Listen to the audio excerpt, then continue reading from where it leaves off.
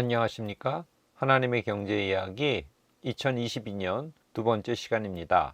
오늘은 FOMC 회의록 공개라는 주제로 여러분과 대화를 나눠보겠습니다. 코로나 이야기입니다. 미국의 하루 코로나 감염자 수가 100만 명을 넘었다고 하는 기사입니다. 코로나로 많은 사람들이 사직을 하고 있다고 합니다. 그래서 자발적 사직이 미국의 경우에 지금 최고치에 이르고 있습니다. 사람들이 일을 안 하다 보니까 일할 사람들이 모자라서 임금이 자꾸 올라가고 있습니다. 이것이 인플레이션율을 부추기는 또 다른 원인이 되고 있습니다. 여러 이유로 물가가 지금 올라가고 있죠. 그래서 미국의 대통령 바이든 지지율이 취임 이후 최저를 기록하고 있습니다. 우리나라 주택시장입니다. 대출 한파로 지금 청약시장이 꽁꽁 얼어붙었다고 합니다. 다음 주 금요일 날 금통위가 있는데 금리 인상이 유력시되고 있습니다. 계속 지금 이자가 오르고 있죠. 그래서 지난해보다 이자 부담이 10조 이상 증가했다고 합니다. 그런 가운데 올해 전국적으로 54만 구의 새 집이 공급됩니다. 이 물량은 7년 만에 최대 규모입니다. 정부는 지금 집값이 하락될 것이라고 그렇게 말하고 있습니다. 5일 홍남기 부총리는 부동산 시장 점검 관계장관 회의에서 지금 집값이 하향 안정세로 전환됐다고 그렇게 평가를 했습니다. 그러나 일부 시장은 일시적인 착시 현상이다라고 그렇게 주장하고 있습니다.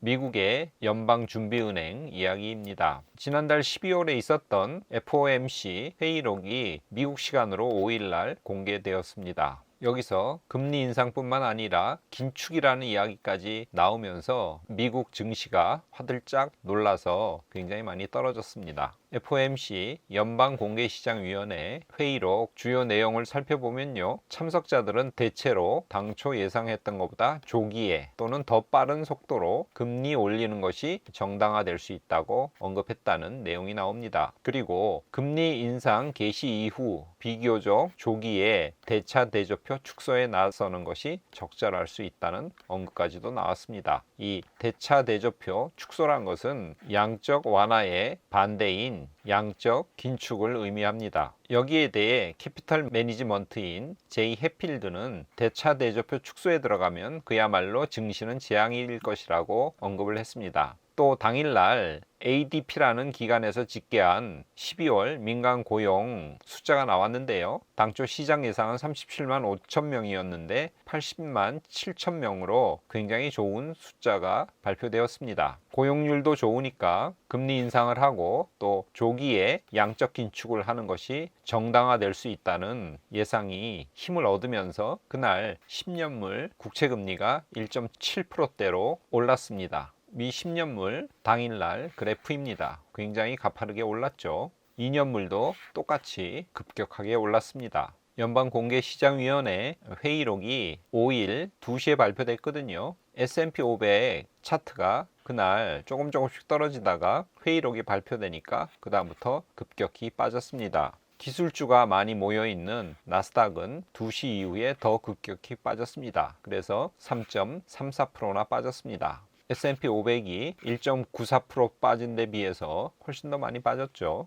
S&P 500 시가 총액별로 크기를 그려놓은 S&P 500 지도입니다. 여기 보시면 빨간색이 하락을 표시하고 있습니다. 마이크로소프트, 애플, 구글, 페이스북, 아마존은 그동안 덜 빠졌기 때문에 이날 상대적으로 적게 하락했습니다. 테슬라는 5% 이상 빠졌죠. 이렇게 5일 당일날 기술주 중심으로 많이 하락했습니다. 지난주에 비트코인도 굉장히 많이 빠졌습니다. 카자흐스탄에서 소요 사태가 일어나면서 채굴을 제대로 못해서 4만 1000달러까지 떨어졌습니다. 비트코인 지난 주간 차트입니다. 4만 7천불에서 4만 2천불까지 떨어졌죠. 비트코인 지난 1년 동안 차트입니다. 6만 5천불 또는 11월 달에는 6만 7천불까지 올라갔다가 지금은 4만 2천불대로 내려와 있습니다.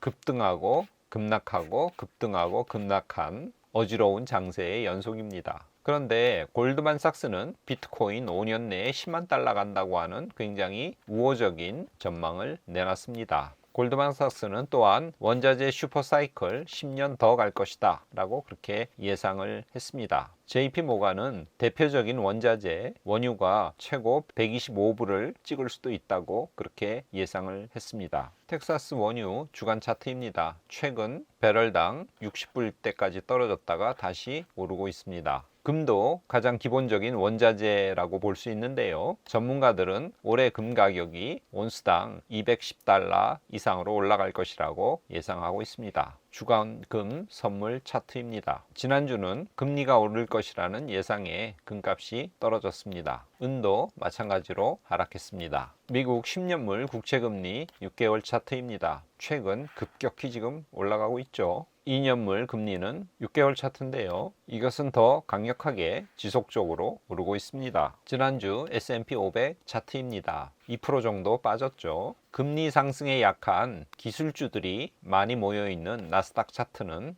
5%나 빠졌습니다. S&P 500보다 더 많이 빠졌죠. 우리나라 코스피 주가는 상대적으로 덜 빠졌습니다. 1.81% 빠졌습니다. 그리고 금요일 날은 꽤 많이 반등했습니다. 기술주들이 많이 모여있는 코스닥은 미국 나스닥처럼 낙폭이 좀 더 컸죠. 그런데 코스피처럼 금요일 날 상당히 많이 반등했습니다. 앞으로 어떻게 될지 시장을 지켜봐야 될 것 같습니다. 하나님의 경제 이야기 22년 두 번째 정리해 보겠습니다. 현지 시간으로 미국 5일 오후 2시에 FOMC 회의록이 공개되었습니다. 내용을 요약하면 더 일찍, 더 빨리 금리를 올리겠고, 그리고 금리 인상 개시 이후에 조기에 양적 긴축을 할 수 있다는 내용이 들어 있었습니다. 7일 날 미 실업률이 3.5%로 발표되었습니다. 시장 예상은 4.1%였는데 그거보다 더 좋았죠. 3%대면 미국의 경우에 거의 완전 고용 수준에 해당됩니다. 이렇게 고용 환경이 좋다 보니까 금리를 인상하고 양적 긴축을 하겠다는 연준의 발언이 더욱더 힘을 얻었습니다. 그래서 지난 한 주 미 국채 2년물, 10년물 모두 급등했고, 상대적으로 금리 인상에 취약한 기술주 중심으로 주가가 크게 하락했습니다.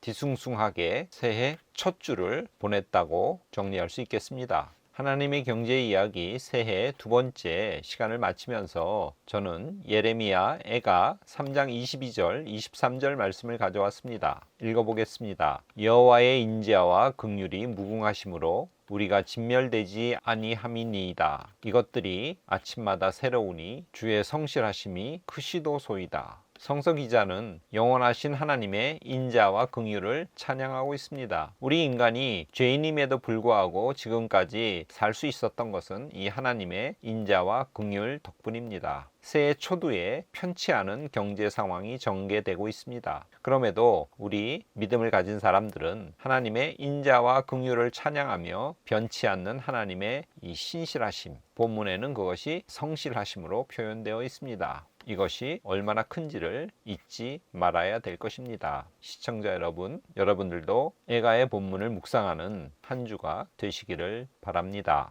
오늘은 이것으로 마치겠습니다. 감사합니다.